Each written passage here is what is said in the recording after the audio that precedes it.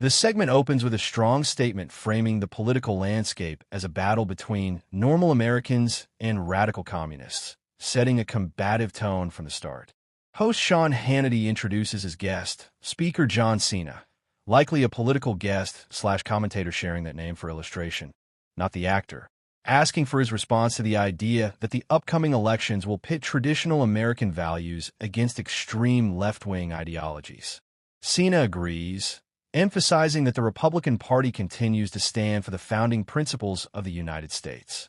He points out that wins in blue states were expected, but expresses concern that figures like State Assemblyman Zohran Mamdani are now shaping the Democratic Party's direction in Washington. According to him, this shift in leadership style has worsened the ongoing government shutdown, which he notes has become the longest in U.S. history, lasting more than 36 days.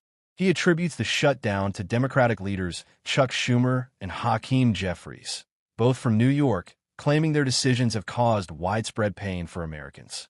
Hannity then suggests that after the recent elections, Democrats might return to a clean continuing resolution, SAR, a temporary funding bill to reopen the government at current levels, and asks whether such a compromise seems possible.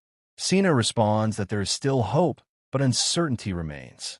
He explains that the Clean CR is a simple, 24-page proposal with no partisan riders, aimed solely at restoring government funding.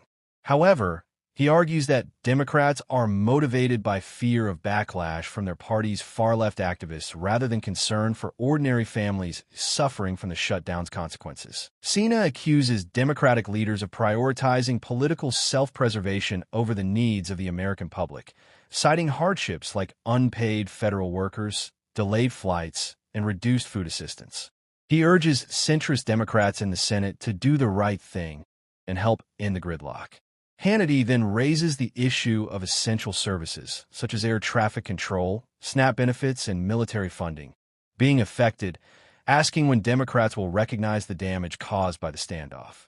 Cena responds that the situation reveals a broader disconnect between the Democratic Party and everyday Americans.